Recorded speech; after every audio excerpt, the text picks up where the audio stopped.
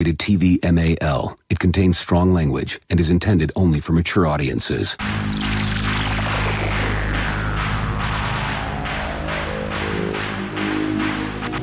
TBS, America's #1 independent television network, presents the following sports exclusive. You're listening to Basically a Sports Show. Follow us on Twitter at Basically Sports. Subscribe to our podcast on iTunes. And check out every episode of the show at basicallysports.tumblr.com. Now here's your hosts, Zach, Greg, Mike. and this is Andy, and you're listening to Basically a Sports Show.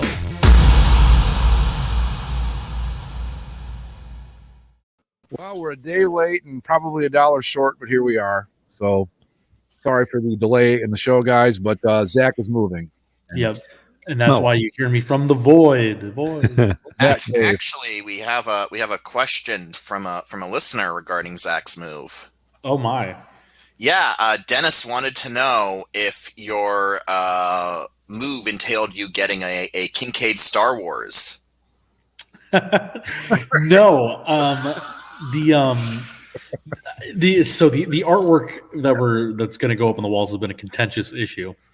If it was completely up to me, I would just get movie posters, but it's not completely up to me, and so my girlfriend wants it to be a little bit more refined and slightly adult and mature.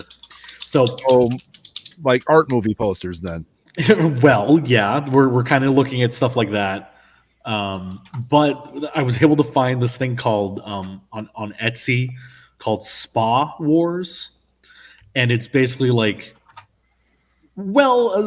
tasteful drawings of Star Wars characters in bathroom situations. So like R2-D2 and C-3PO sharing a bathtub, or Grogu trying to get some toilet paper, or the Mandalorian sitting on the toilet. She'll really go for that over the normal movie posters. So she actually was okay with those. Wow. Okay. So they haven't been purchased or anything. They're hard maybes, but it's the best that I've gotten out of it so far. So I think I might be able to get one. But I think I'd stop at one though. I'd pick the one I really like and just kind of leave it at that. Yeah, I mean, you guys know when you move in with someone, it's a negotiation as to what. I'll see. There was it all gets there. No negotiation on my end. I get one room and that's it. Well, I'm in a 1-bedroom apartment, so it's not it's not the same thing. It's like if you walk into our house, all of it looks normal until you get. I call it the arena room because it's got this big high ceiling in it. It just reminds me of arena, but sure, it's nothing like you would see in the rest of the house. It's got like Harley Davidson stuff hanging up. My one of those big. You guys ever seen those things? You can get a ticket like from a game you were at. Where the big ones that are like on canvas. It's got my World Series ticket from '84 and stupid shit like that. It's cool, but not exactly.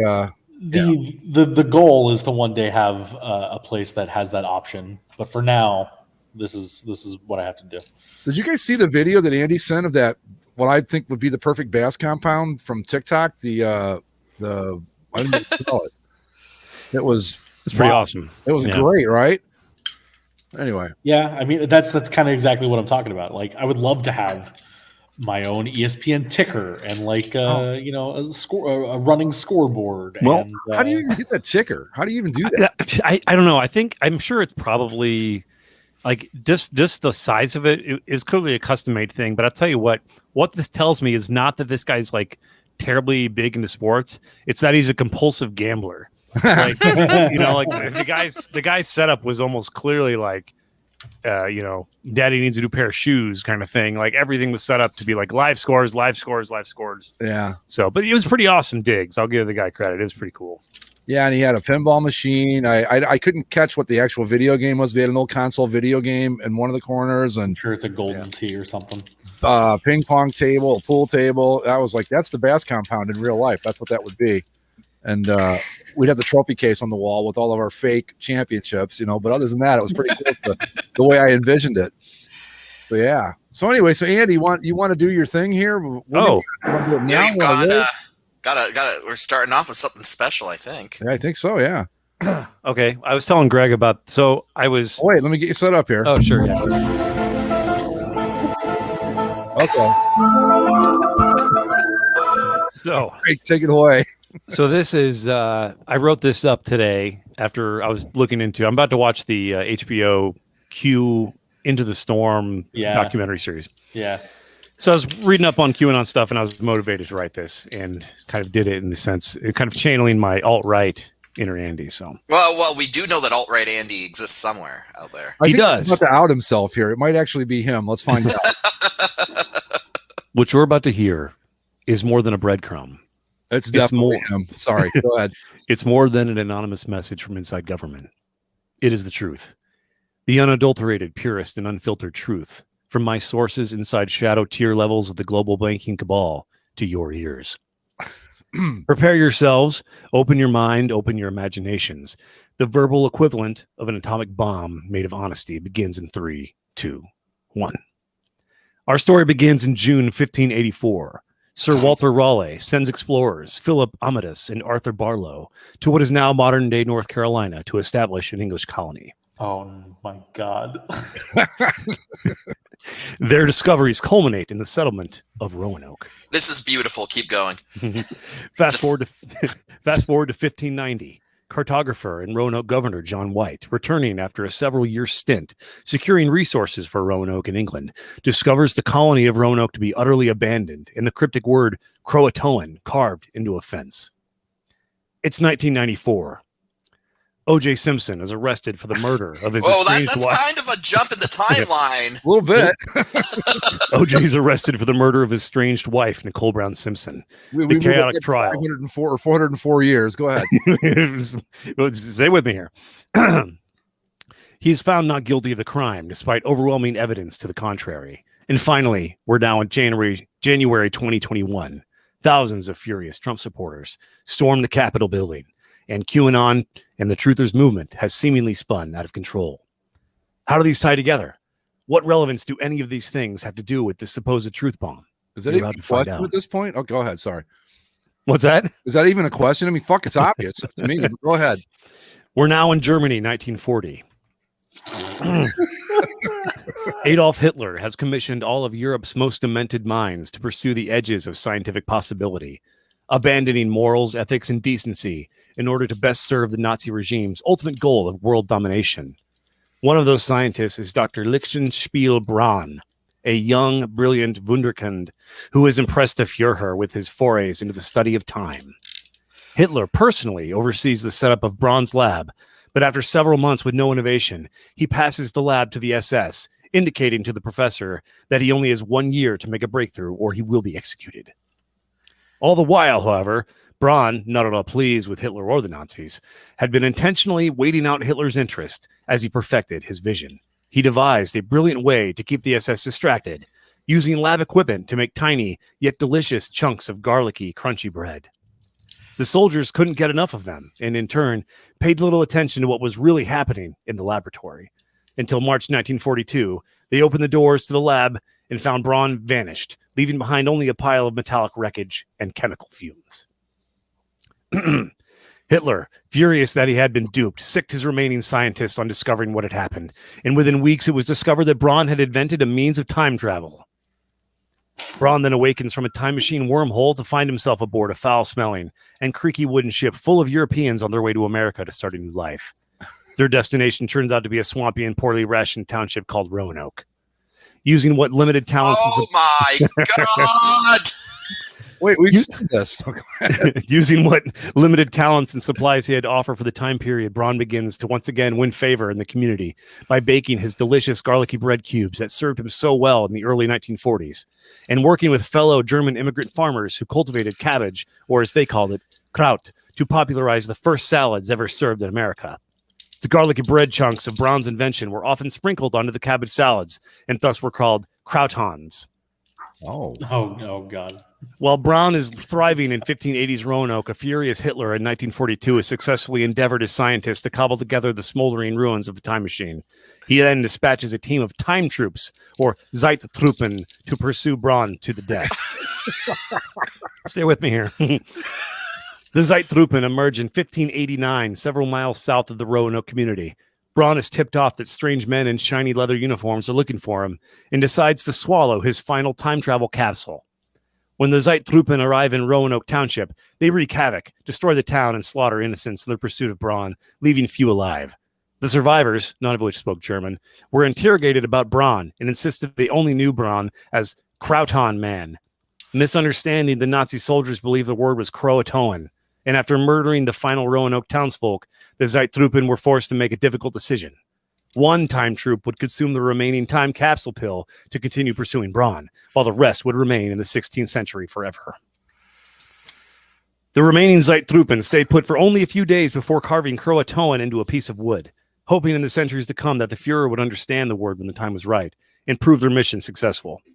These time Nazis would eventually sail back to Europe and be vital cogs in the failed gunpowder plot of 1605.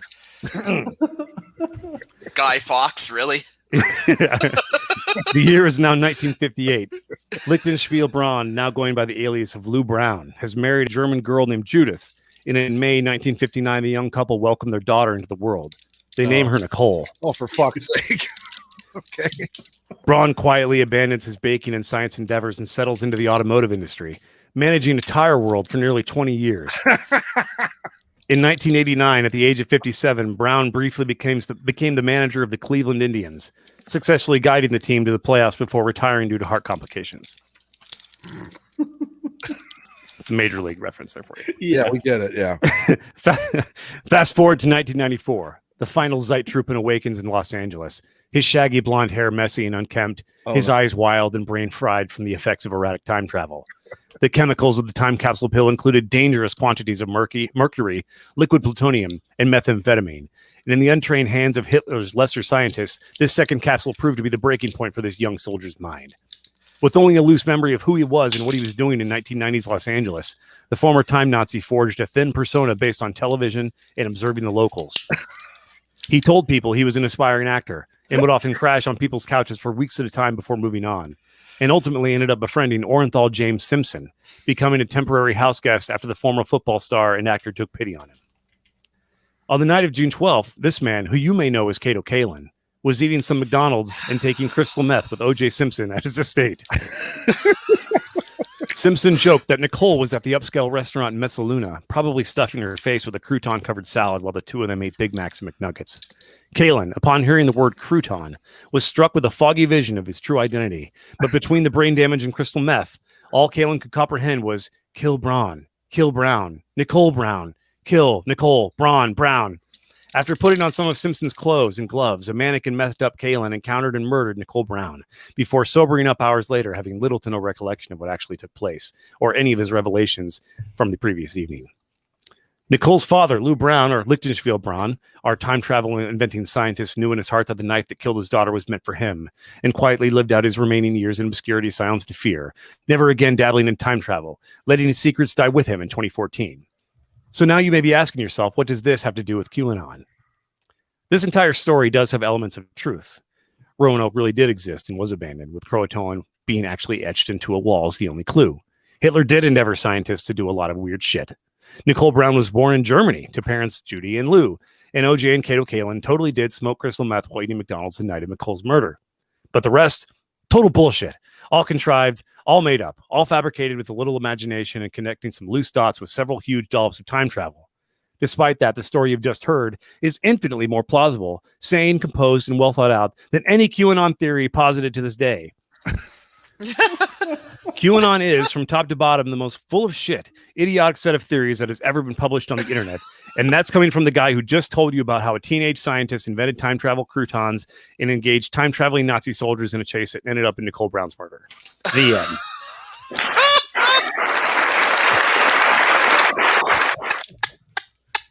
I was in on the whole thing. I was like, well, this is absolutely fucking true. Come on now. That is the greatest thing I've ever heard. If we had a post of the day, you would get it for that, but we don't. So you'll just have to. You That's definitely fine. need to record that separately with the sound effects and all that. I might just do that. Yeah. So anyway, the more I was thinking about just reading over that stuff, I'm like, people are fucking lunatics. Like this, that's ultimately people are just lunatics. But anyway, my voice need a break. So you guys, that was good. Again, you had me at Roanoke because I'm so fascinated by that. Every good theory involves Roanoke. Sure. And apparently, because he used all of them, he got Roanoke and managed to go like 8 different directions. That's pretty good. I was going to tie in Amelia Earhart, but it just got too ridiculous. Oh, I Bermuda believe Triangle. you could have done it. It would have been a total ripoff of Lost if you'd done that, Andy. So Right. Wait a minute. I never saw Lost. Is Amelia Earhart involved in Lost? No. hinted that it's her, but they never come right out and say it's her. Fucking cowards. Commit. So that was the thing with Roanoke, because I was just watching a pretty interesting little mini thing about it, is because it's they're essentially all the cool theories are just Nonsense. Yeah, they're not really plausible. Well, you want to know what the whole you want to know like legitimately what happened, and unfortunately, it is the most boring theory. But they just moved, right? They just else. Okay. So the Croatoan, message that they found, for a while, people were like, for centuries actually, people were like, what could it mean? What could it mean? Not knowing it meant crouton, of course, but in actuality, in the 90s, I believe, someone figured out that they were referring to a nearby native tribe, and then it took them that long to figure that out. No. Here's where it gets good.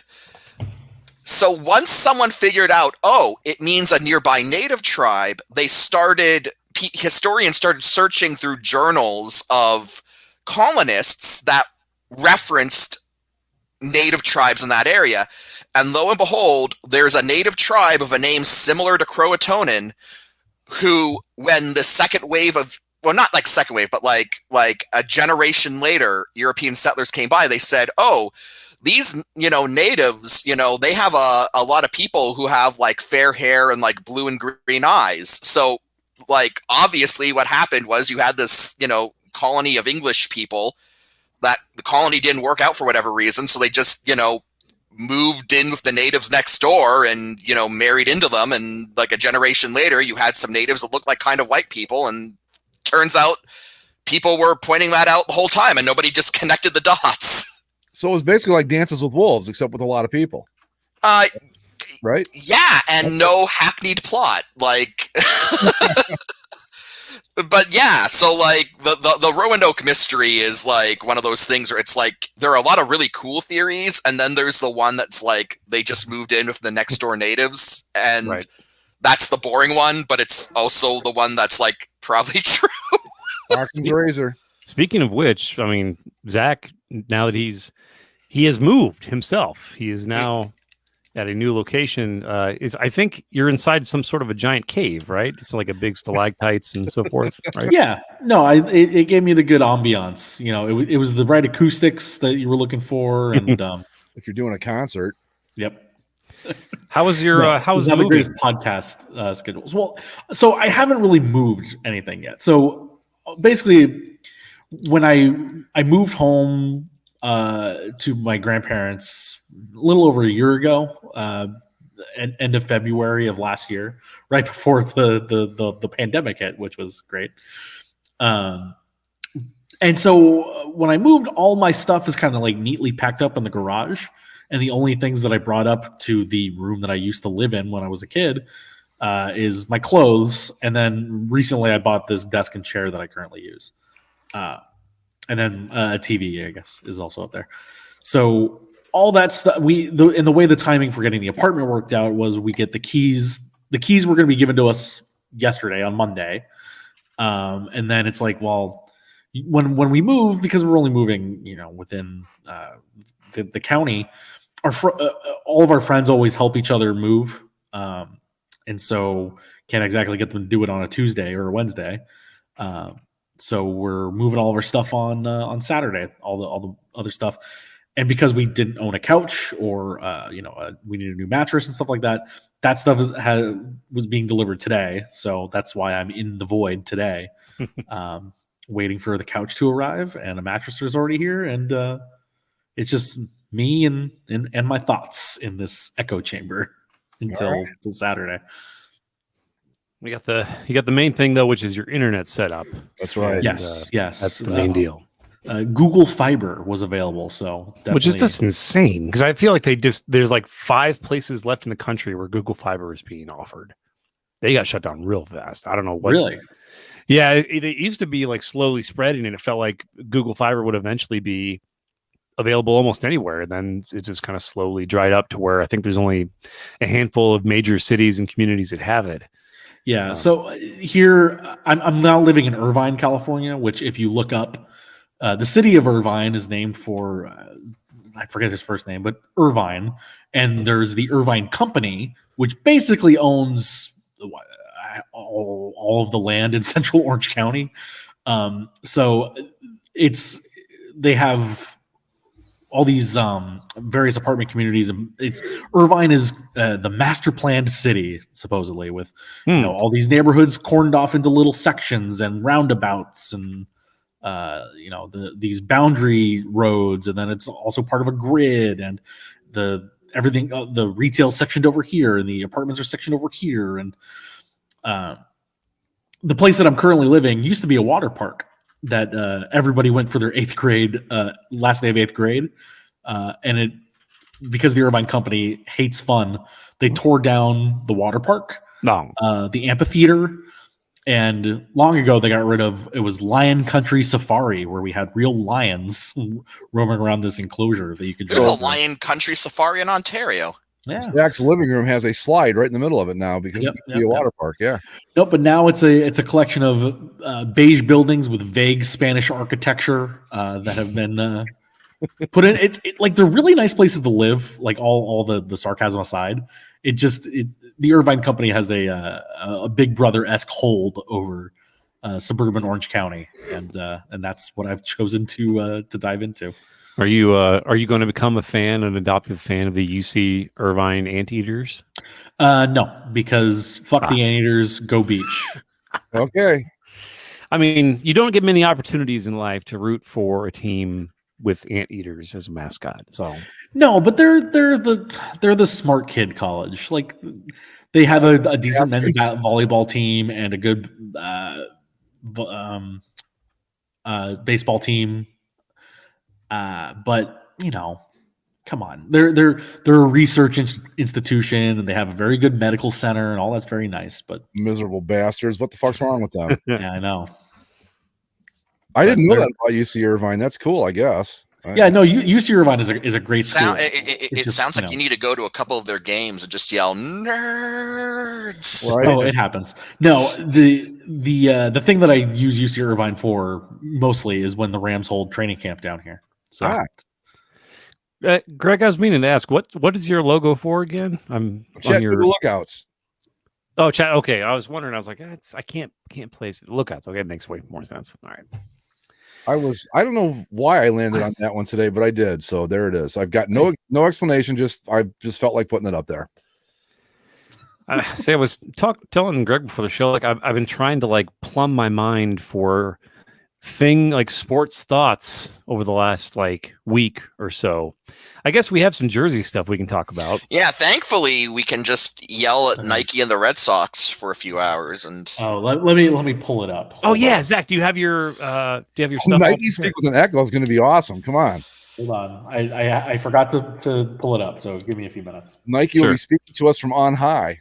That's why we have they desperately want to anyway, so yeah. Well, so what we got? We're waiting. Shohei Ohtani's pretty good at baseball. He's all right. He's pretty goddamn good. Yes. Mike Trout is really good at baseball. It's amazing he made the roster, but man, once he did, he really made it worth his while. Speaking of which, by the way, if you're on the CCSLC forums, somehow, some way, the City Connect Red Sox jersey thread has morphed into a should the Angels be Los Angeles or Anaheim? Oh God! Discussion. How? I don't know. I legitimately don't know. It just did. Oh, those things happen. I'll clean it up. Let it run for a while, and then we'll see where it goes. But it's actually taken on a new twist because then someone came in suggesting California Angels, and someone else then claimed that there's a rule in Major League Baseball against state-based nicknames, despite all of the state-based nicknames in baseball.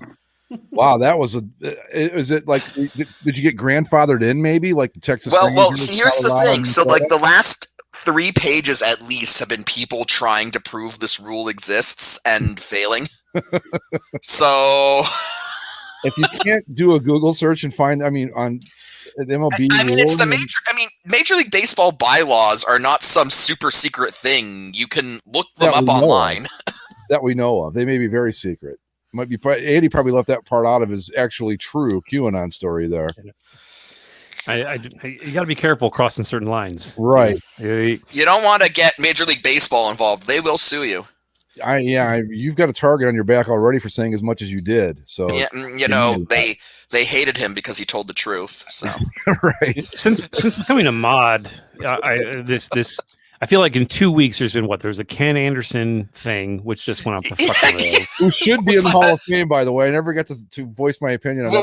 Well, no, you can't, because there's a whole new thread now. Adults arguing about Ken Anderson. I think Andy locked it. Yeah, because it was just becoming stupid. But I was almost laughing to myself, like, Jesus, like if you've gone like 4 or 5 pages of just pissing about Ken Anderson, who gives a shit? I mean, I get it, but it's such a small potatoes thing to argue about. Because I'm a degenerate, I immediately thought of the wrestler Ken Anderson. Like, that's who I thought. Like, when and then I was like, oh right, no, the Bengals guy. Okay. I honestly don't know if he should be in the Hall of Fame or not. I remember him being good, but I don't know. Like, is there a quarterback I could compare him to that's in the Hall of Fame? I can't think of one, so maybe he shouldn't be. I don't know, but he's a good player. I'll give him that. All pro, I think, a couple times. And we also need to discuss. We could do it maybe later on another show, even. So the NFL numbers thing. Oh, right, yeah. That's already because I think the Panthers released some numbers that they're going to wear, right? And it's already started. There's like a running back wearing or a receiver wearing like the number 4 or something weird. Cool, I love it. I don't know how to feel about it, man. Oh, Zach, you got it ready? Yeah, so I gotta say I'm a little disappointed in the presentation of all this because the Nike speak in the actual release is very limited. Where the majority of this Nike speak is going to come from is from interviews that the mothership did with senior creative director Will Green, where they really get into why they chose what they chose and how. So. To start it off, of course, we're talking about the new MLB City Connect uniform series, where the Boston Red Sox are the first team out of the gates, wearing a Patriots Day Boston Marathon inspired look of blue with a stenciled Boston across the front, a light blue hat with the traditional Red Sox B that is also light blue outlined in gold, which looks like a very good UCLA Bruins hat. Give me a break. Very good UCLA Bruins hat. Yes. Well, yeah, that's the first thing that kind of strikes you looking at all of this is that there's no red in this. Right. There is blue, but it's the wrong shade. And a canary yellow. And like the hat is literally the Boston Red Sox B in sky blue and canary yellow, which the UCLA Bruins have used. So here's what the Nike speak in the press release reads as. Developed in partnership with MLB clubs, the Nike MLB City Connect series celebrates the bond between each team and its city. The uniform series explores the personality, values, and customs that make each community and their residents unique. Building on the rich heritage of each club, the City Connect series pushes the boundaries of the baseball uniform, designed to create new traditions and help grow the game of baseball. That's it? That's it. Well, what about go ahead. Sorry. Well, and I mean that's all the press release is quite short, all things considered. It then says which teams they're going to release, which what order they're going to come out in. So first it was the Red Sox, next will be Miami, then the Chicago teams, the White Sox and Cubs, followed by the Diamondbacks, and then the Giants and Dodgers will round it out this year.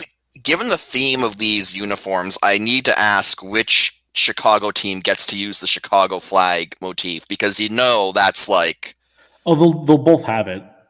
They will. They'll do it. They'll announce it together. I don't know. I dare not speculate. But Zach, so I'll go ahead and share my screen again here. This is from Nike Diamond Twitter, which is their like baseball Twitter thing. Mm-hmm. It's a little bit of Nike speak in there. Right. I was going to get to that. Below, but so yeah, the only thing they list about the design itself is the Nike Boston Red Sox City. By the way, every time they reference it, it's the Nike Boston Red Sox City Connect jersey. Oh, rolls right off the tongue. Yeah. It's almost a Nippon Ham Fighters situation there. The Boston City Connect jersey, the first to be unveiled, is inspired by Patriots Day and the power of sports to unite Bostonians. Designed in collaboration with Nike, the jersey features Boston written in a unique stencil font across the chest. Is that a unique stencil font? I feel like that's a default font I have on my computer. Yeah, yep. I think we all have it. On the sleeve, there is a patch that is Boston's area code 617, designed to look like a racing bib of the Boston Marathon, which they run on Patriots Day. A blank space on the jock tag, which you can't see in the promotional photos. There's a little blank strip right above the jock tag. Yeah, that allows players and fans to write personalized messages. And somebody's at the door, so I'm getting my couch. Hold on. Okay. All right, well, I'm going to translate all that. Made about as much sense. Well, okay, so just to dig into that while Zach's getting a couch. The whole thing is just, well, I mean, the best way to go about it is to just say, you all know the NBA city uniforms, right? The city edition uniforms. Yeah. Well, Nike is bringing them to baseball, and we all thought we'd get at least a year reprieve, but no, they're here. I think you said it best in the thread, Mike. You said a lot, but basically it boiled down to the whole idea is dumb. The whole idea is dumb, yeah, because like I said a lot in that thread. Andrew Harrington said a lot in that thread. He's wrong, of course, because he is. Before I forget, can I mention my favorite thing that he said? Which was, I'm paraphrasing here, so bear with me, but it was essentially that if we can teach kids about the history of their city through baseball uniforms, wouldn't that be a good thing? Yeah, that was like, are you fucking kidding me with this? Come on. That was hilarious. That, first of all, if we use the NBA as a baseline, these jerseys will be cycled out in a year, 2 tops. Because the whole point here is moving product, getting more product out. So they obviously, so the idea that these uniforms have any sort of educational, wow, basis is just dumb. Oh, it's educational. Shut up. My response was, can't we just use schools for that? Well, that's what I said. Like, why bother funding social studies when, the Boston Red Sox can dress up like the Boston Marathon twice a year? Like, so here's what we're going to do, kids. We're not going to have history anymore, but on Tuesday, everybody be ready to go to Fenway Park so we can watch the Red Sox play the A's. And but history right there. Yeah, local history, it's like, and I don't know about anyone else, but like, to me, I kind of absorbed the, my hometown's history just kind of by growing up in it. And obviously, you'd be taught about it in school, but more than that, just growing up and being around it and just being around things, you got an understanding of the history. I didn't need the Kitchener Rangers to dress up in, lederhosen to tell me about Kitchener's Oktoberfest every year, right? Like, you just sort of understand it. The big thing that I find egregious about all of this is that, the Boston Red Sox are one of the premier teams in Major League Baseball. As much as we hate them, they are one of the most historically significant teams in the sport.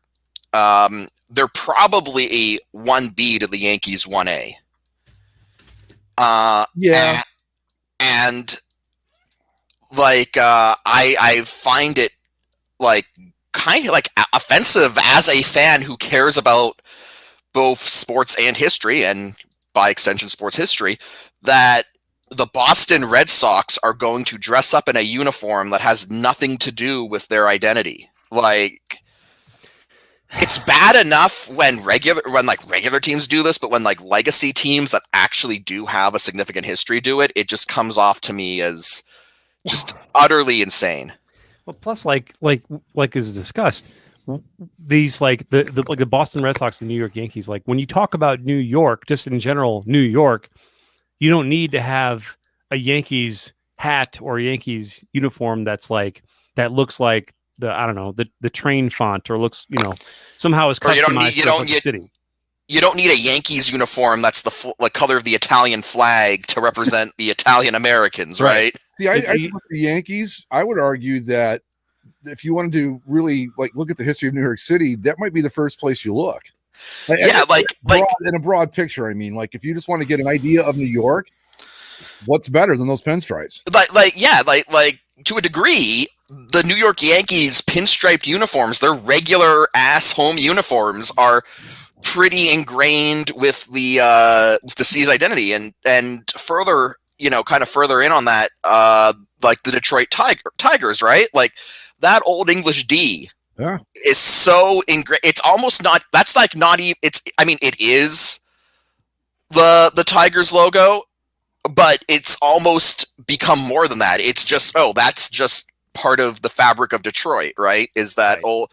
So that when the Tigers eventually do one of these City Connect uniforms, that it's like some chromed out monstrosity that says Motown across the chest. Yeah, like that is not going to be nearly as representative of Detroit as just their standard home uniforms, that Old English D. And I think the Red Sox are like legitimately on that level, because like I think that, Fenway is one of the oldest stadiums in baseball. I think when you think of, the stereotypical Boston fan, as much as we might despise them at times, like that's the guy who is a Red Sox fan first and foremost, like more than the Celtics, more than the Bruins, more than the Patriots. He's a Sox fan. I would argue that if you mention sports in New York or in Boston, the first two teams that are going to come to mind aren't going to be the Rangers or the Giants or the Jets or the Mets. It's the Yankees, and it's not even close to they're like number one with a bullet, miles ahead of everybody else. I'd say the same thing about Boston and the Red Sox. You don't think of the Patriots, the Celtics, or the Bruins. It's Red Sox first, everybody else after that. Yeah. And to mess with that, that's what I mean. To mess with that identity, like, okay, we're going to, no, Boston, if you want to show Boston history, leave them alone. My argument would be, yeah. It's very superfluous, It makes more sense because it feels like you're kind of trying to reimagine how, it's like Nike's trying to reimagine how they would rebrand these teams if they had a fresh start or something, to where it's like, forget all this history shit. We're going to just do our own take on it. And while that is insulting enough and kind of just aggravating alone, again, we've seen this with the NBA to where uniforms now just mean nothing. They don't mean anything. Another thing to address a point in that thread, there are people standing for Nike in there going like, "Oh, all of you people claiming you won't know who's playing, you're being ridiculous." No, we're not. I have this is not an unknown quantity. We have seen the whole city thing in action in the NBA, and I have turned on NBA games where I don't know who's playing, because the scoreboard will say like Raptors versus Magic, but it's like black and gold versus like slate gray and orange, and I don't know who these teams are. So, spare me the whole thing about, oh, you'll know who's playing. No, we already know that that uniform designation, that uniform colors mean nothing once this kind of program gets underway. I think that when people like us are watching NBA games going, I have no idea who's playing, that's a real problem. Because because we're the nerds who obsess about this stuff. If people like us look at it and go, I have no idea who that is, what do you think the civilians are doing? Mm-hmm. Come on. Well, and I do it for fun now. I'll just flip on an NBA game really quick without looking at the score and go, can I figure out who this is? I got lucky the other night. The Blazers were playing somebody and they had their normal uniforms on. I'm like, oh, it's the Blazers. But yeah, if we don't know, no one else knows either. That's the thing. It can be forgiven a little with the NBA because the NBA is always a more fashionable league. I feel like they're kind of ahead of the curve in a way with trying trends and trying to I don't know. Nike can be a little bit more tolerated in that venue. With baseball, it only really works for a few teams, and otherwise it has to be like an overall. Like what was it they did, the player's choice or whatever, where like the all wound up plays. That's just kind of a dumb thing, but it's like we knew it was just kind of a one-off event, and nothing real special about it or anything. This feels like more like they're venturing into the waters of making the NBA theory of each team having 5 to 10 uniform variations, so that on any given day, your team, even if they're over 100 years old, is playing another team, and you might turn it on and be like, well, we spent the last century looking at the Red Sox wearing, red and navy, and now all of a sudden they're in blue and like light blue and gold. Like, what the fuck happened here? Yeah, I say to the regular fans that didn't bother reading the Nike press release that aren't us, they're going to show up at the game and go, "Why are the Red Sox wearing red jerseys in UCLA?" Well, that's another thing. That's another thing that I think needs to be mentioned. Right? Is that I feel, again, kind of going back to the Yankees, because I think that's like the most visceral example, but it also applies to the Red Sox. It's like if you go to New York and you get a chance to go to a Yankees game in New York, and then so you get there, you get your popcorn, you're sitting down, and then the Yankees come out wearing like Italian flag colored City Connect uniforms, if that's like my one trip that I'm ever going to take to Yankee Stadium, and they're not wearing the classic pinstripes, like I'm going to feel ripped off. Sure. Yeah.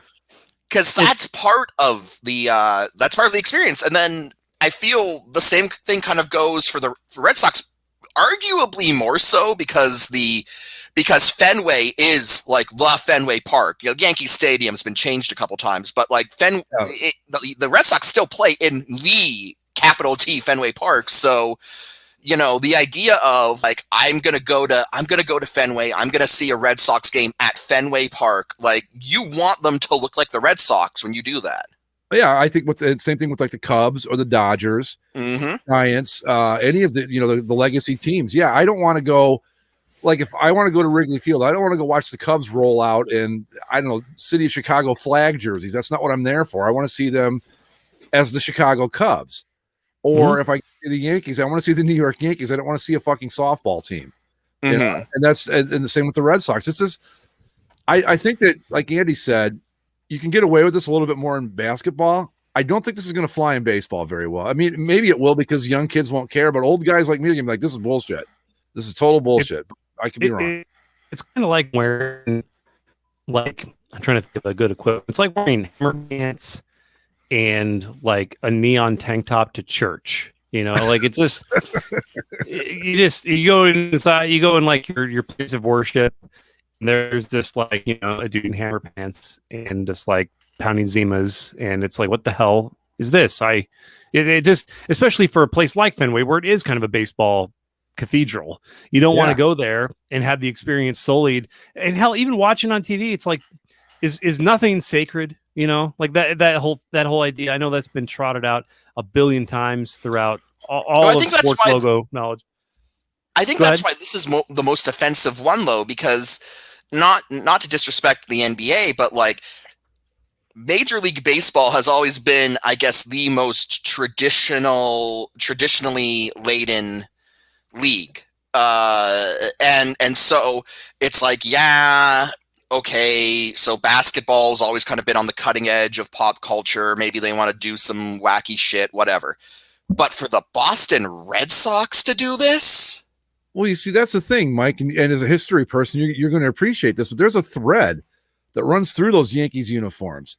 You can go from today from Aaron Judge, and granted, there have been tweaks along the way, but they don't look significantly different from what Babe Ruth and Lou Gehrig wore. Yep. With the Red Sox, you can go back from Ted Williams all the way to Ted Williams and Johnny Pesky and all those guys, and all that.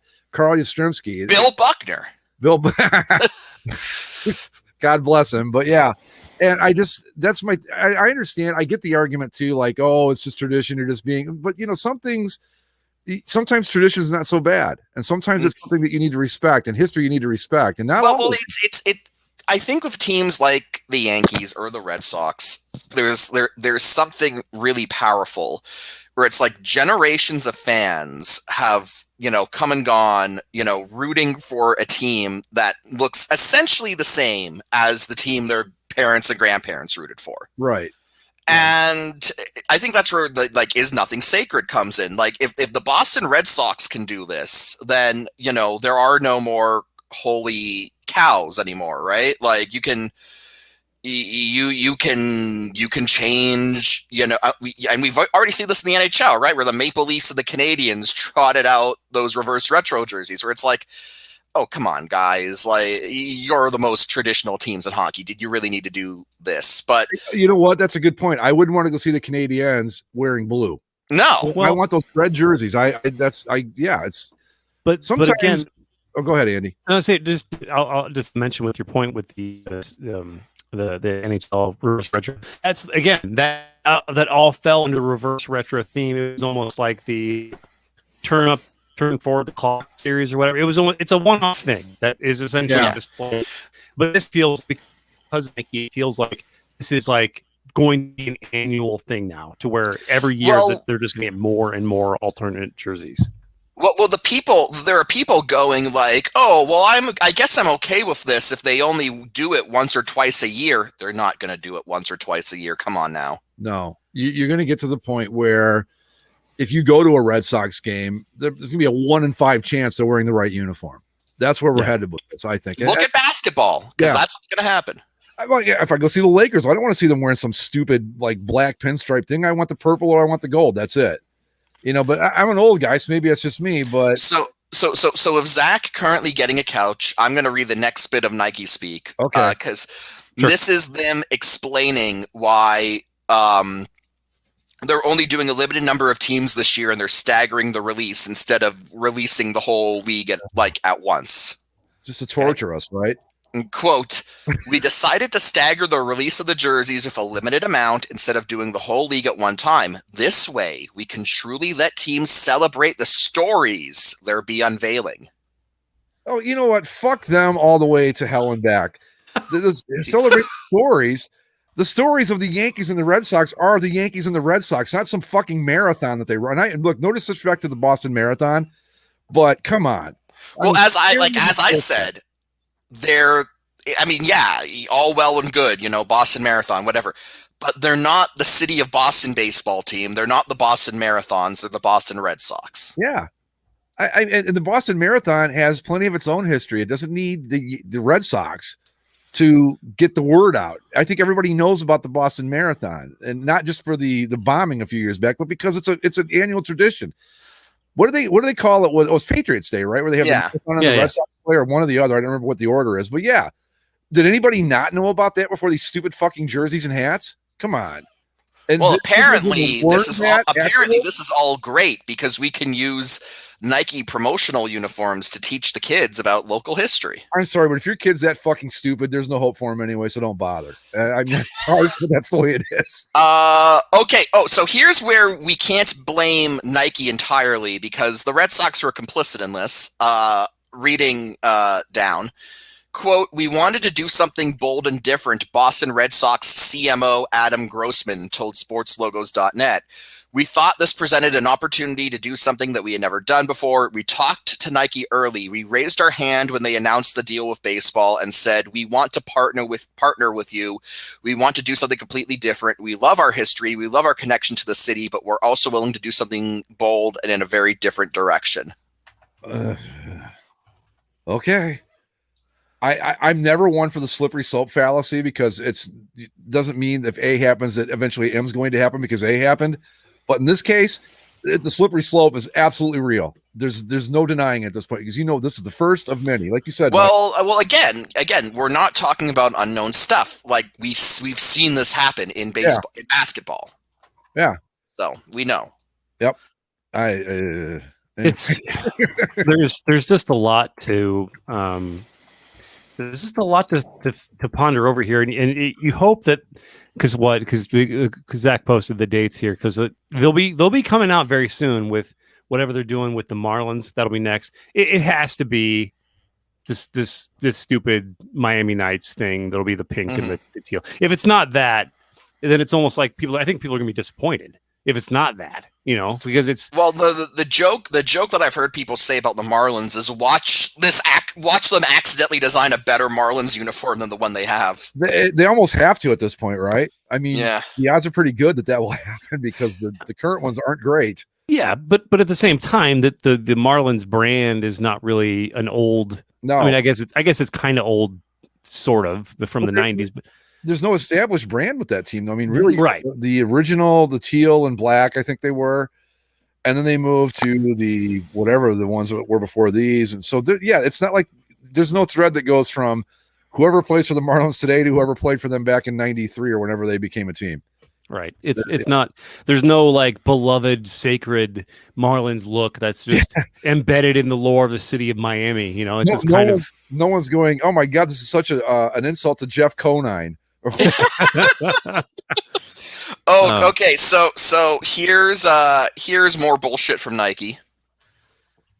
Some City Connect uniform colors may not be as traditional, but it does help us open up the conversation to tell the story in a really powerful and meaningful way, Green added when asked about the departure from the typical Red Sox look with this design. This uniform brings a new conversation with the existing fan, but also invites new fans to a conversation to really celebrate this moment of Patriots Day, which brings all of the community together. I hope the fans truly get and understand what this program is trying to do by trying to unite the city in a new way. Fuck. Oh my God. Oh my God. It's on a mission jersey. It's a baseball jersey. It's not a history lesson, for fuck's sake. Sorry, go ahead, guys. Well, no, because that's a very good. I mean, you basically summed up what my reaction was. Like, connect the city and look. The Boston Marathon has done a fantastic job connecting the city of Boston on its own for a long ass time. The Boston Red Sox have done a great job uniting the city of Boston on their own for over a century. This is not necessary, and also they keep going. They keep going. Oh, we want to open up the conversation. What conversation? It's a baseball uniform, right? I don't see anybody having any deep philosophical debates. I mean, we are, but over a different thing. But no, we're just angry. Going. Hey, you know what? Those yellow jerseys and the Bruins hats, not the Boston Bruins, mind you, the UCLA Bruins, all the way on the other coast. That we need to have a conversation about, because there's a deeper meaning to these. I mean, no one is going to fucking do that. It's not going to happen. They're going to go, why are the Sox wearing yellow? That's what they're going to do. That's exactly what the reaction is going to be. Well, the thing about it, right, is that this is just pro designers getting too high off their own unearned sense of accomplishment. Like, look, you are a graphics designer. You are an artist. Is there skill in that? Absolutely. Are you storytellers? You're not. Are you the bearers of the conversations that communities should be having? You're not. No. Right? Like, your job is to design the uniforms and the logos, but you are not this deep, important aspect to, a community's lore. That's not what you do. Well, it's not what you should be doing. And the thing about it, right, is that designers, pro designers, pro graphic artists, these guys, their level of understanding for what is important to a city's local history is essentially a Wikipedia skim session. Yeah. Well, go ahead, Andy. As I say, don't be so quick to fully blame the designers. I mean, the designers have their faults. But I mean, you have to understand too that the filter that the like concepts go through, because like there's always a giant palette of unused concepts and designs and submissions that are rejected and destroyed by committee, to where ultimately you end up with what's usually always typically disappointing. So I mean, yeah, the designers here probably are biting off way more than they can chew, but at the same time, they're probably like commissioned by people within the Red Sox organization to be these, this horribly non-subtle, stupid like narrative thing. And it's like you said, they weren't going for nuance. They weren't going for subtlety or respect for the brand. They were just trying to do this weirdly symbolic thing that doesn't hit the mark or even get close to it. And hi guys, back. Hey, you missed some really good rant and raving about Nike, but I had my headphones on while they were working, so I heard you guys go off. Okay. So my question, like, okay, you guys hit on a few things where it's like, does the Boston Marathon does a pretty good job of connecting the city as it is. Were the Red Sox not connected to the city of Boston? Was the city of Boston not united around the Red Sox of all things? That's what we were saying. Is like, if you think of Boston sports, I'm sorry, right. Bruins, Patriots, and Celtics, but the Red Sox are by far and away the first team that come to mind. Right, and yeah, but I think from an actual design standpoint, I think the race bib patch on the arm is actually kind of nice. I like how they were able to be creative by putting in the thin line of stitching to be like a safety pin. Kind of looks interesting. But from an actual design perspective, what does the Boston stencil have to do with anything? I thought that they explained the stencil as like it was something that was on the municipal, something about their. I think they referenced there was actually a picture. I don't have it pulled up in front of me, but it made somewhat of a bit of sense. But it's also like, again, with the Red Sox, it just doesn't need to be done. And I hope that we have the Cubs, the White Sox, the Diamondbacks. What are you going to do with the Diamondbacks? They're Arizona, something with the flag. But it can't all be flag. You can't just keep going to the flag. They got to try harder than that. Then instead of it being the teal or purple or the red and black, maybe they find some sort of different deserty combination that hasn't been done. Maybe that's got nothing to do with Phoenix. Sure it does. Well, I mean, not really. I mean, the sand. I mean, it's built on top. Phoenix is a desert. Yeah, it's a monument to man's what was it? Arrogance. Arrogance. Yeah. I mean, I having lived in the city of Phoenix, besides desert and cacti. I was just going to say cactus next, but yeah, I can't think of anything in particular that's there. I mean, again, it's desert, cacti, and then the Arizona state flag. Those are like your main things. Maybe the actual Phoenix bird, like a fiery phoenix of some sort. But again, they're the Arizona Diamondbacks, not the Phoenix Diamondbacks. So, well, I can't posit this. We already talked about the Chicago thing. It seems like it's going to be just one of them that will take the low hanging fruit of the flag. But it just feels like the worst possible option, especially for the White Sox, because the White Sox have some interesting throwbacks, especially the ones from like the 80s with the shorts and stuff that they could channel. But instead, you're just kind of going to throw another 4-star thing. And there's a million fashion caps out for all this crap too that already exist and have for years. Like there's totally a Diamondbacks cap with the Arizona flag tied into it somehow. I'm convinced that we're going to see like the White Sox are going to be wearing like black jerseys with the powder blue stripes and the 4 red stars, and then like it's going to be the exact same for the Cubs, only instead of a black background, it's going to be a white background. Well, that's original. Well, I mean, that's the low hanging fruit, right? Yeah, you're exactly right. It's you know what? You know what the Giants and Dodgers should do for theirs? Not a fucking thing. Well, yes. That aside. No, just to piss everyone off, they should switch colors. Oh. And wear them against each other. I think you just gave Dennis a heart attack.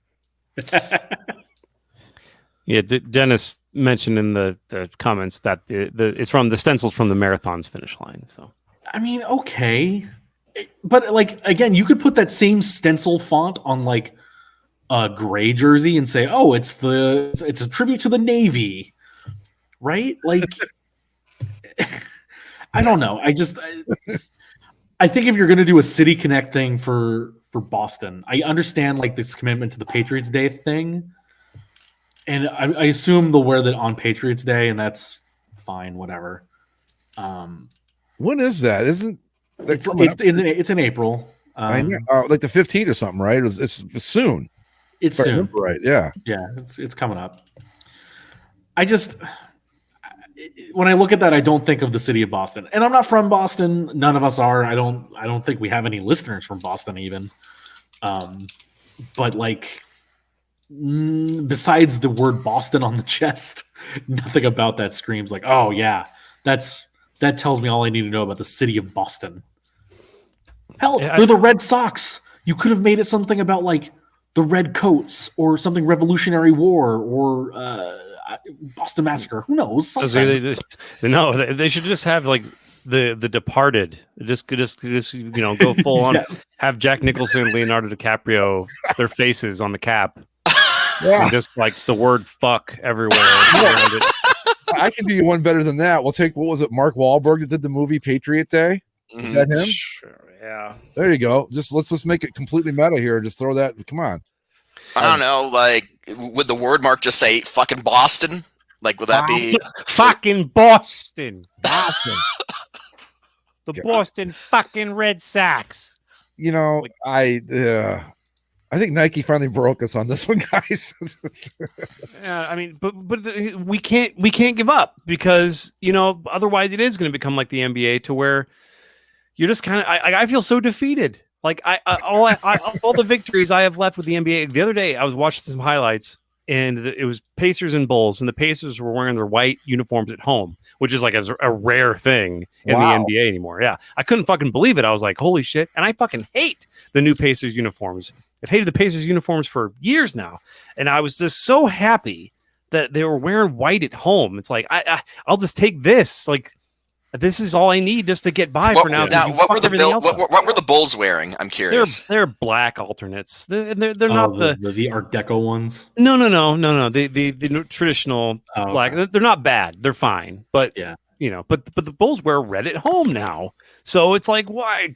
I can't be happy with anything. Like everything is so fucked up now in the NBA. Not that I watch every single Laker game or anything, but it feels like anytime I do catch a highlight, they are wearing purple, black, or white.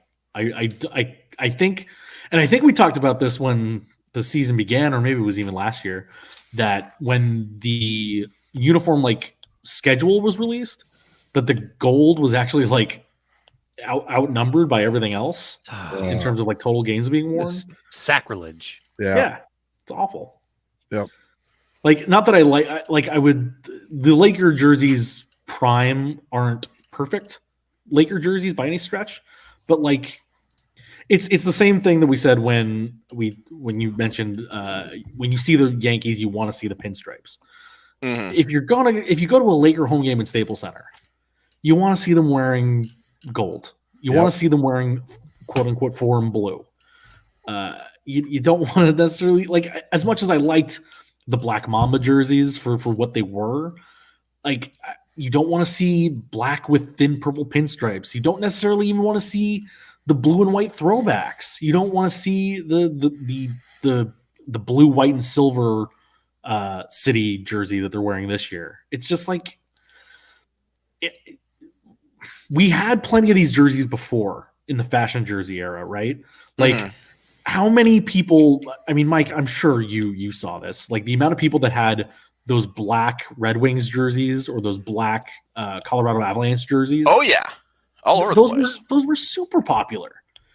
they never actually wore them on the ice, but guess what? People still bought them because they looked cool. Yeah. You can sell stuff that just looks cool without actually having to wear it. Mm-hmm. I think that the wearing it in the game gives it some sort of extra. I don't know what it gives it, but I think that's the reasoning behind it. Like, oh, these are even cooler because they wore them in a game once. But those yellow jerseys are going to cost like $400 or something like that for retail. Did I read that right, or am I high? It's possible. Yeah, here I pulled up that article. I didn't see if it was the authentic or not. That can't be a replica price because that's absurd. No, that would be ridiculous. Yeah, fans can buy replicas starting around $75 and then $435 for the authentic. Okay, so I did. Who's spending $435 on a jersey? Someone will. But isn't that even seems a little too much? Like, isn't a normal? Well, I guess a normal replica is what? I think I don't know. There's a jersey out there I'd pay that kind of money for. A normal replica is like 125, right? For baseball? Yeah. No, they're cheaper than that, aren't they? Like just a replica, like a. I thought they were like $80 or something. The youth jerseys for this one are starting at 75, so I don't think that's like regular. Like say if you wanted to get I don't know, we'll use like a Giants jersey, just a plain old Giants on the front, nothing on the back. It's only like $80. I'm pulling up Fanatics just to look. MLB. I don't know. It doesn't matter. Whatever jersey you want to sell me, Fanatics. I don't care. Let's get them all excited. Look at a Marlins jersey. I think somebody's actually going to buy one. Sure. All right. Where's the stupid Marlins logo? Boss, somebody's on the page. Those are hats, jerseys. Okay. Yeah. So the black alternate, not customized replica is 115. Wow, they went up. Yeah. It depends on. I haven't bought one in a while, so I don't know. Maybe I'm just behind. But I feel like you can get the gray version, cool base gray version, on sale for $99. Let's say the cool base means there's less material. It's see through, so you're right when you're walking down the street in your uniform, your cool whatever. Okay, your man boobs will show through it. So the authentics that they're selling on the site are $319. Andy. Oh, sorry. Go ahead. The authentics that they're selling on the site are $320. So they're upcharging these City Connect jerseys by a whole $100. Yeah, I mean that's absurd. But that answers the question to why they're even doing this in the first place. Well, yeah, and people buy them. I think that it also ties into the whole, like we discussed a little bit about like sneaker culture a few weeks ago, and how that whole sub thing happens. People go fucking bonkers for things that are seen as limited run. Yeah, right. So, right. But that's but at the same token, when you I feel like Nike with the NBA is oversaturating the market to where Brooklyn may not always have the weird colorful alt jerseys, but like they're just going to be replaced with some other weird shit that will go away after a year. I don't know. I feel like while yes, there is an audience to buying limited run things for an exorbitant price, there's a giant need to feed the main base of your fans by promoting the main uniforms by wearing them the most frequently. And when you have like the Lakers barely wearing yellow and so forth, it really kind of cheapens your main brand to the point of almost strangling it. Yeah. I mean, I think it's clear to me, I don't know why MLB is trying to go this direction because it doesn't have the same sort of appeal, but the NBA is clearly going after the soccer model. And by that, I mean like a global model, because they do see themselves as a completely global sport in a way that soccer definitely is more than any other sport in the world. And like NBA, you'll get NBA fans in Europe, in Asia, maybe a little bit in South America. I guess Argentina and Brazil have good basketball culture. And so they're this worldwide brand, and they look at what soccer teams do. And even a lower levels, like maybe not lower level, but like even if you're say Everton, and you're not Liverpool, you're not Manchester United or whatever. These teams still release brand new jerseys, like wholesale jersey kits from the home to the away to the road or clash alternate, whatever. They unveil at least 2 new jerseys a year, and they sell them all over the world, and they don't seem to really care. The brand is just the main home jersey is the color, and our logo stays the same. And then everything else is free to change because we're going to sell these like hotcakes all over the planet, and it doesn't matter necessarily what it is like at home. And I think that's what you're seeing with the NBA, trying to do the same thing where they're just pumping out jerseys all the time because they know that there's a global audience to buy their merchandise. Major League Baseball is trying to sell this as like, well, we're really appealing to the people at the home base and such. They're going to charge the people in the home base $100 more for something that doesn't look like the team that they root for. So that the MLB one seems just completely, for lack of a better pun, off base, whereas the NBA seems like a slam dunk. If you wow, look at the writers in this bunch, right? Yeah, it's, I don't know. The whole thing aggravates me. Best I can tell you. Yeah, I mean, really, when it comes to baseball, it's pretty difficult to tell, like, oh, what team's playing today? Like you said with the NBA, Greg. Yeah. But I like the only time baseball has that problem is when, two teams accidentally both wear navy blue alternates on the same day. Like the Twins and the I don't know, Astros. Like the Cardinals and the Reds. Or the Twins, there's somebody the Twins plays. I can't believe I can't think of this, but it's like they look exactly alike. Yeah. Like if you're not paying really close attention, like the Indians on occasion, it'll be like, wow, they look exactly the same. Right. But like at the very least, the road team is going to be in dark pants, whether that's gray or sand or light blue, I guess. And then the home team is going to be wearing white pants, and you can kind of always figure it out. Speaking of, I'm going to change the subject here because I've been meaning to ask Mike about this. Are you going to go see the Jays play in Dunedin while they're there? Yeah, probably. Okay, just wondering. I was watching the Angels play them the other night. I'm like, I've been to that stadium. I'm like, that would be cool to see Major League Baseball. I mean, I've seen it there, but I mean, real, like it counts Major League Baseball, where I'm not watching number 94 play in the third inning. I gotta say that was odd. Watching the Angels play like a real spring or I guess a Major League Baseball game. Yeah. In a spring training game in a facility that they don't actually play in normally, right? It's in Florida. But it was kind of fun when they're like, oh, Mike Trout hit that ball out of the park. And then they looked it up. Oh, he actually hit it into an elementary school. Oh, my God. But yeah, so I just wondered if you were going to go see them because it was that's like kind of a haul for you, though, from Tampa all the way to Dunedin. A little bit. I don't know where you're at in Tampa, but Ybor City, right? Yeah. Yeah, so it's not too bad if you get on 75 and go across and all that. So you'd be all right. Yeah, it could be a fun little. Yeah, you're just gonna be ready to pay major league prices as opposed to what you normally pay. Well, and unlike normal Jays games, Mike, you'd have to sit outside. Yeah. So.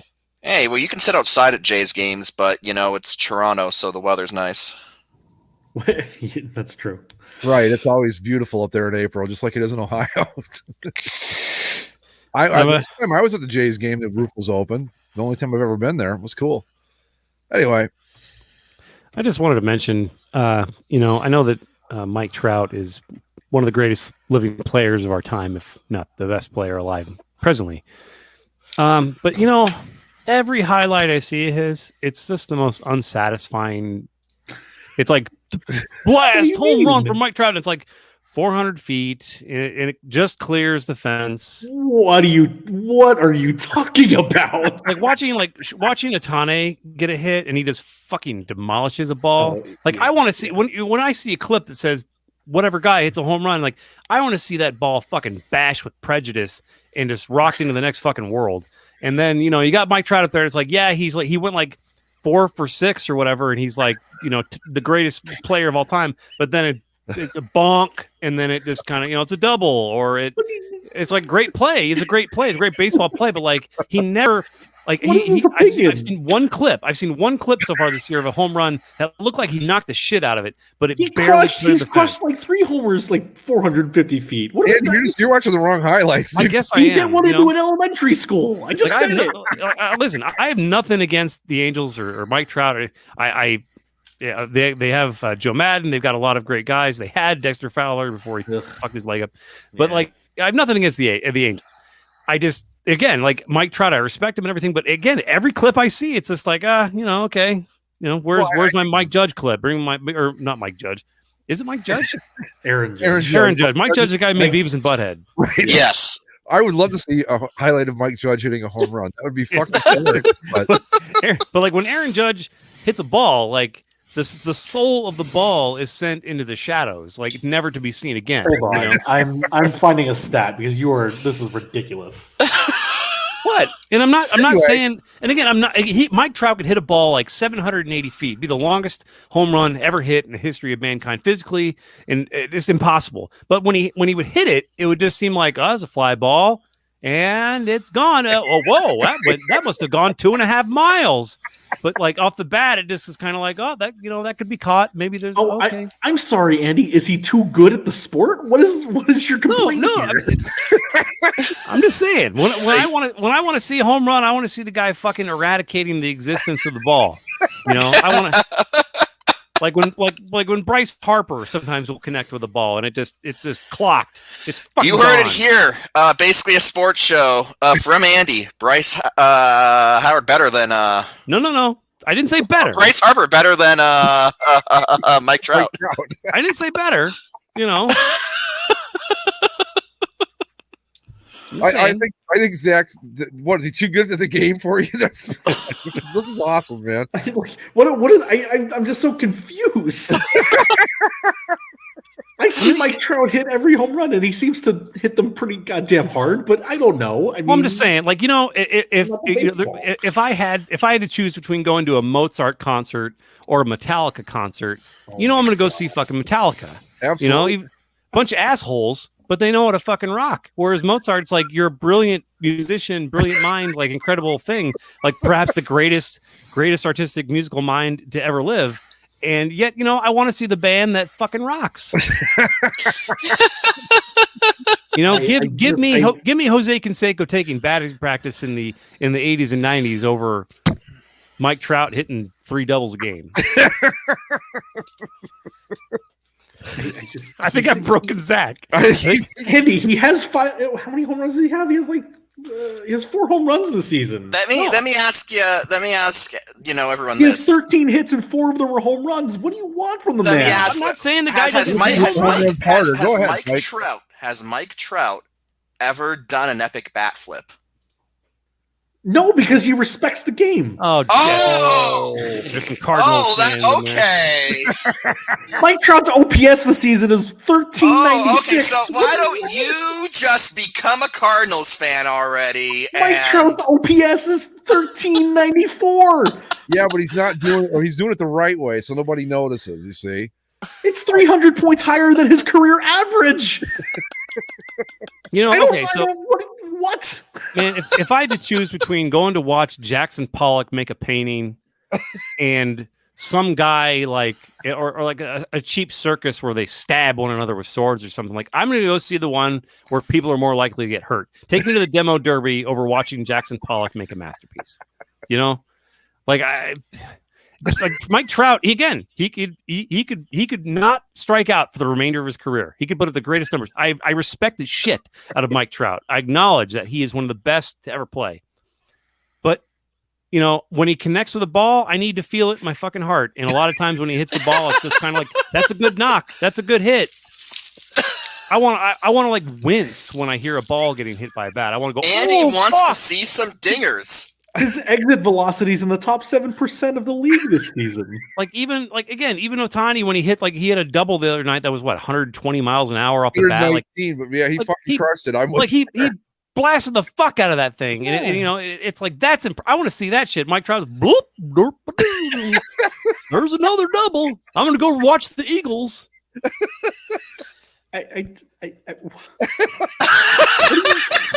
I am fucking dying. I'm like crying over that. Do you understand where I'm coming from, though? I want to be entertained. Yeah.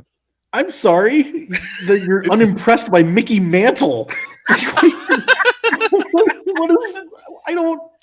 I have no response. I'm unimpressed by the best player in baseball. Yeah, give me Babe Ruth's drunk fat ass hitting a home run 500 feet, smoking a cigar and fucking a whore in the dugout before I watch Mickey Mantle. You know. Mike Trout put up the best launch angle of his career last year. He's only getting more impressive. His home runs are going higher and farther. I don't know what you want from him. Nothing. I don't want anything from him. I want him to just, hit the ball harder.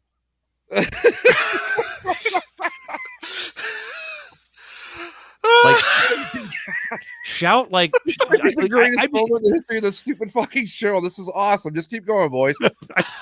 I'm not sitting here saying Mike Trout is not like one of the best ever play. I've literally said verbatim, I think he's one of the best to ever play the game. But he doesn't hit the ball hard enough for you. Not all the time. No. Not. Put on a fucking show, please.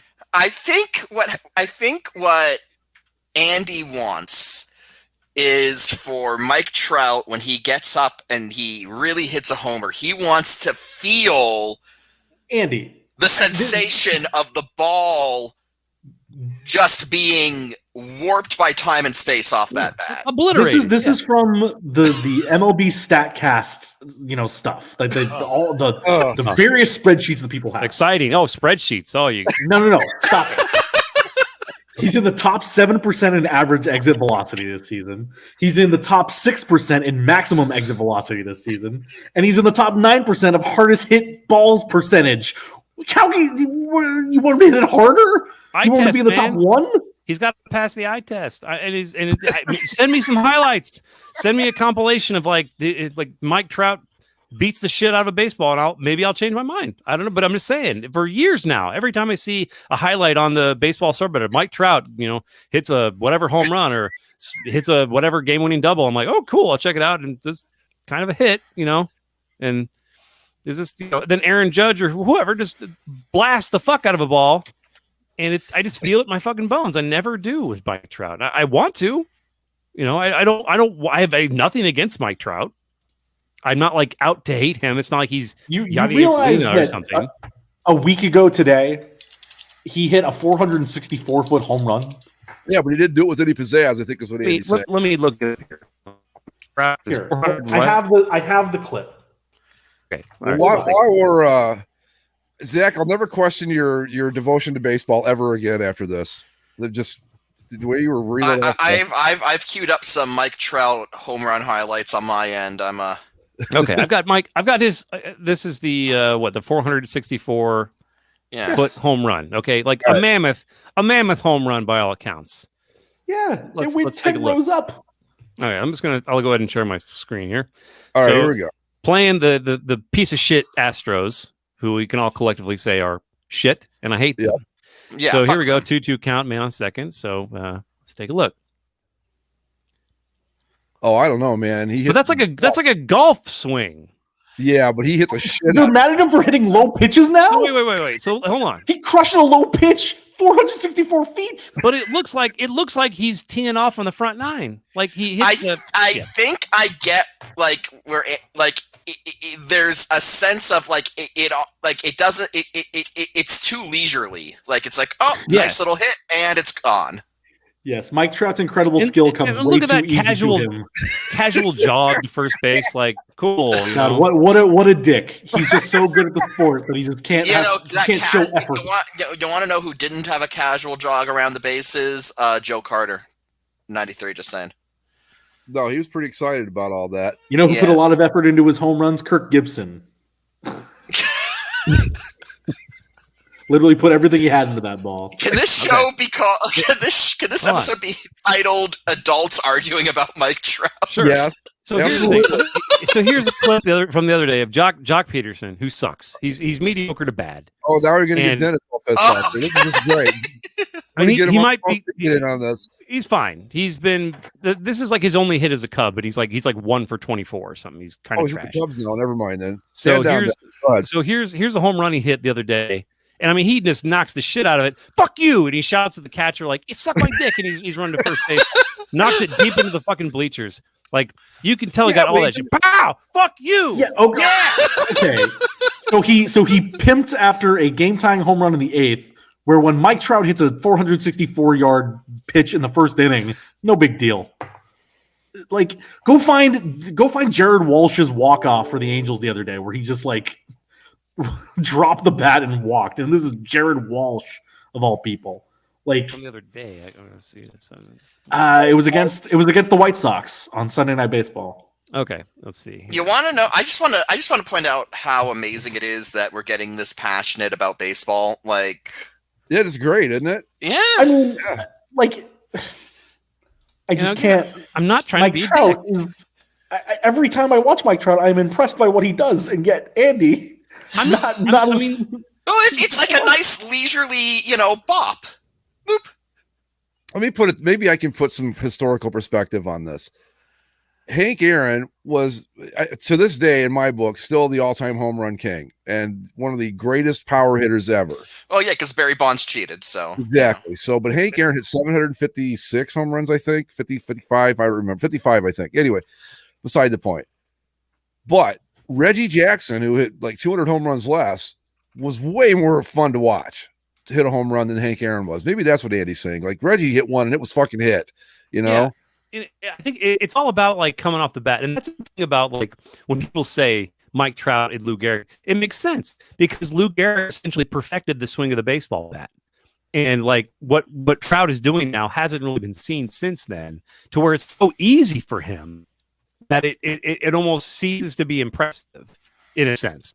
Whereas you have some muscle-headed buffoon up there who swings a battle axe and happens to knock the piss out of a ball, like, and then showboats all the way down to first. Like, yeah, sure, it's more. And again, I'm going to say it. I'll say it once. I'll say it again. Mike Trout is awesome. He's a fucking living legend of the game, and I respect the shit out of him. But I wish he would just have a little more piss and vinegar when he knocks the fuck out of one. Like, embellish a little bit. Like after I've been so spoiled after the Bautista hit. When he fucking cranks that ball and the crowd just goes ape shit against the Rangers, and he throws the fucking bat at the Rangers because they fucking deserved it. Greatest bat flip of all time. No oh yeah, one of the great moments in baseball history was that fucking hit, and I feel like that to me most would be like the standard as far as like you clock a ball, you like relish at it, like have that like I don't really give a fuck if you just hit the ball real hard and then. Okay, yeah, number 4. Enjoy the game, man. Have fun. I don't know. I'm just kind of tripping off now at this point. Mike Trout does have plenty of fun. Dennis mentioned it. He likes to talk about the weather. Well, I think that parties. I don't know. I like Mike Trout is a very bad like interview because he's always just like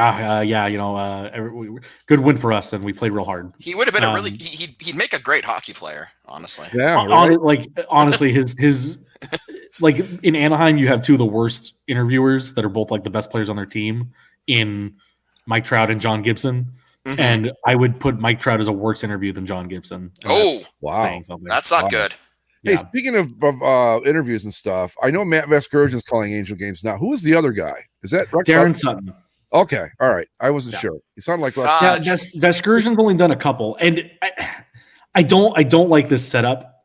First of all, I prefer when a team has like a dedicated home broadcaster. Well, what's his name? Rojas got an actual baseball job somewhere, right? Yeah. Well, he in the offseason he applied for the Angels GM job, and apparently that like fired up some sort of desire in his heart to go try to be like an actual baseball person instead of just calling the game. So yeah, he went and took a minor league GM. Yeah, now he's the general manager of like the Round Rock Express or something like that. Okay, yeah. But so like the Angels are splitting time between Darren Sutton and Matt Vasgersian, and Vasgersian is still keeping all of his national duties, like as the ESPN Sunday Night and some Fox Sports games and MLB Network stuff. So he's still living on the East Coast and doing these games remotely with people that are also doing the games remotely in Anaheim. So, wow, like Darren Sutton is at least with the team, like doing the games in the same booth with Mark Gubicza. And so when he's on the game, everything feels like it's in live time.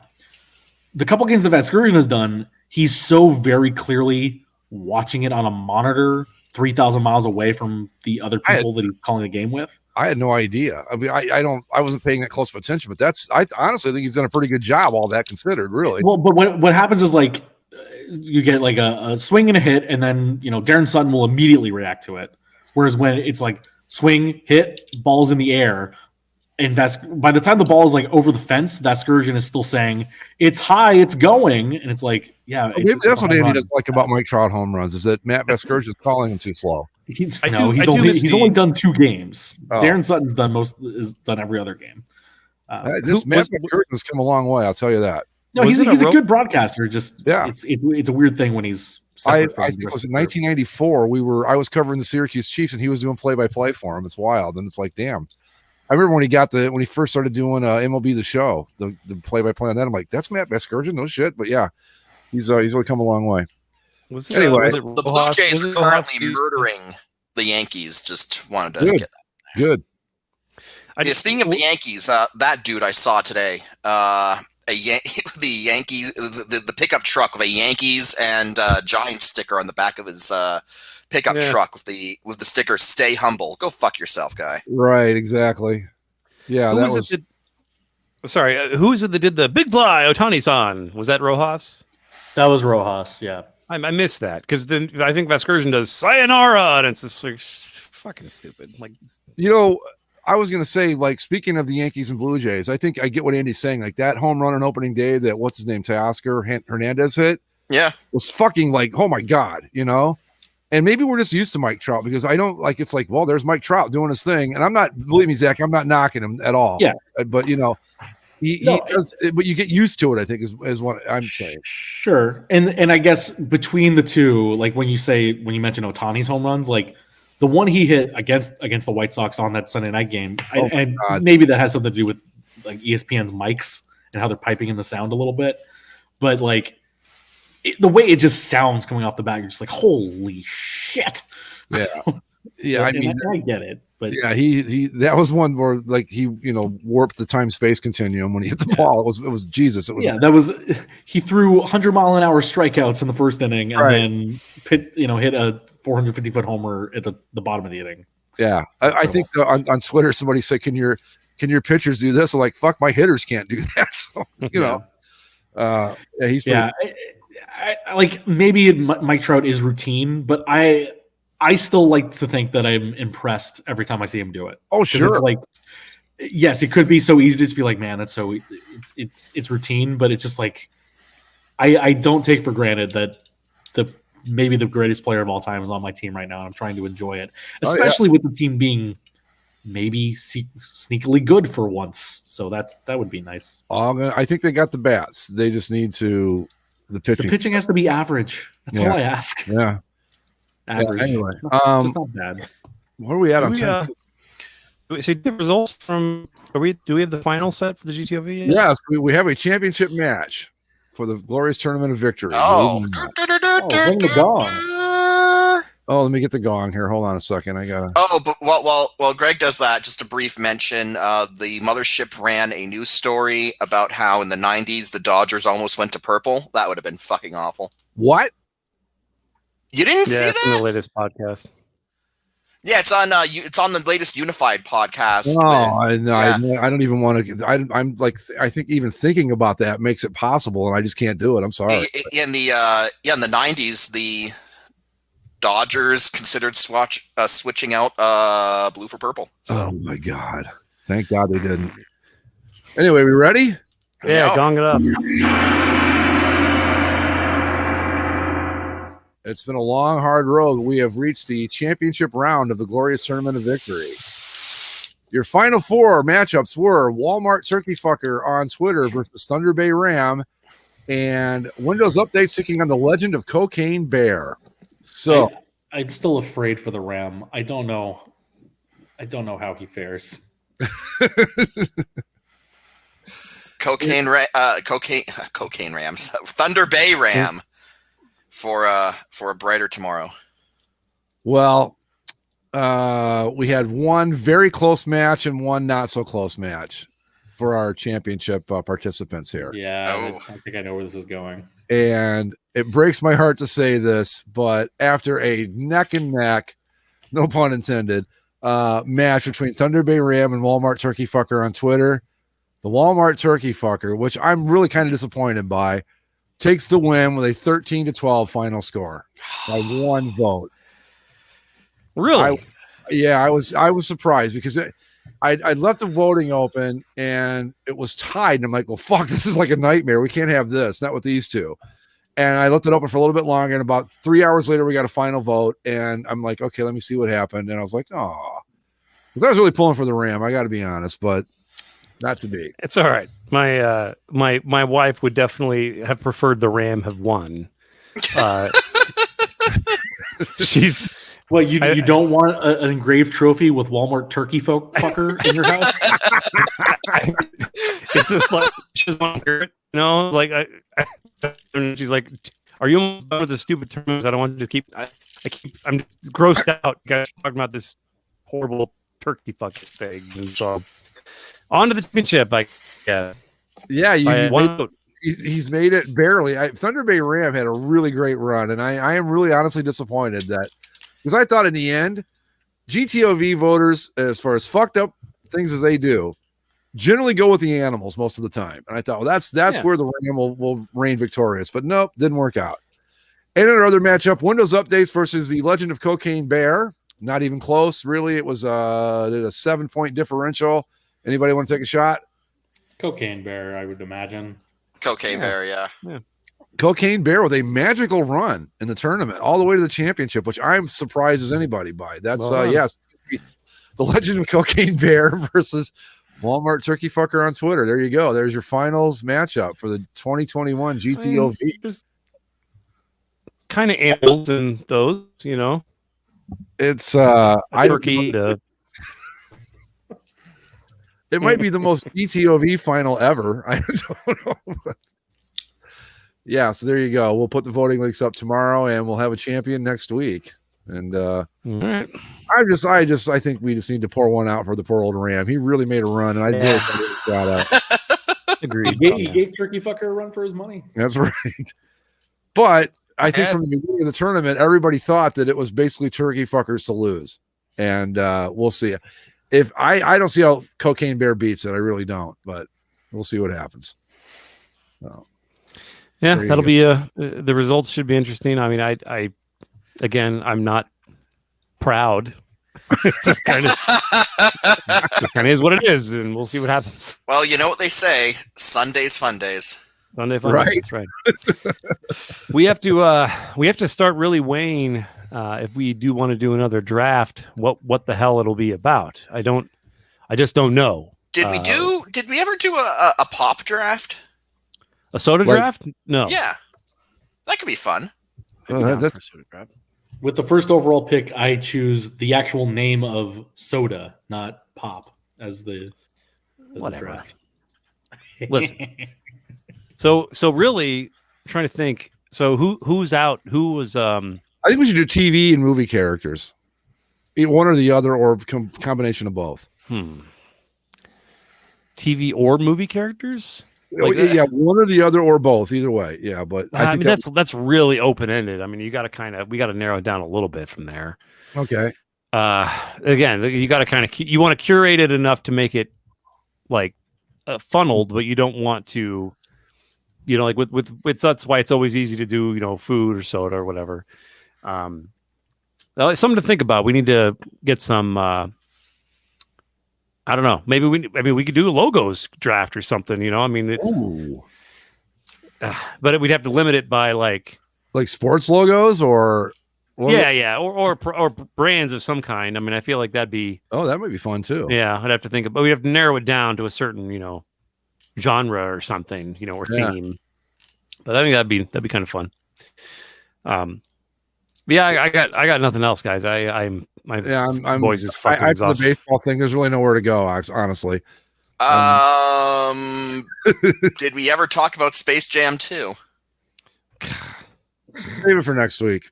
Yeah, we got time before it comes out. Yeah, there's stuff to be said. And I mean, and again, if you have HBO now or Max, rather, you don't have to go to theater to see it. You can Welcome watch to it. the jam. I don't know. Yeah, that merits more time. I want to give that a good. Well, next week on Basically a Sports Show, we talk about Space Jam 2: War Machine's Revenge. And, all right, that makes it interesting. Well, it's Don Cheadle, right? Right, yeah. What was I going to say? Did you? Speaking of this, is again, I'm going to like completely off the board here. But Mike, did you see that that Optimus Prime the toy? The toy? Oh yeah, the $700 Optimus Prime that transforms by itself. Yeah, pretty cool. I thought. Yeah, that looks pretty bitchin', but it's also $700. So. Right. You know what I'm thinking? I'm like, I've got a voice controlled R2D2 sitting right next to me that didn't cost me a dime, so I'm happy. But yeah, I thought it was pretty cool. I was like, that was very impressive the way. Yeah, it's really neat. And like so neat that when I saw it, I was like, huh. And then I saw the price and quickly went, no. And you know what I'd be afraid of with one of those is that you'd get it and it would work for a little while, and all of a sudden you've got a $700 thing that doesn't work at all anymore. Well, right, because that's one of those things that, like, the cool thing about it is that it transforms by itself, but like, if it's $700, you're just going to put it on a shelf, right? Yeah. Where it's not going to transform by itself. Right. Anyway. Although, I don't know. It could be fun to freak the dog out. Oh, yeah. Yeah. Anyway, so on that note, folks, we're going to call it a night. As always, subscribe via Apple Podcasts, Stitcher, Spreaker. No, not Spreaker anymore. Take that back. YouTube and wherever fine podcasting is sold. Follow us on Twitter at Basically Sports. And I guess that's it. We'll see you. Well, I got to vamp again because I forgot the goddamn end of the show. We'll see you next time. So we'll see you by the time Mike Trout's home run lands. The following program is rated TMA.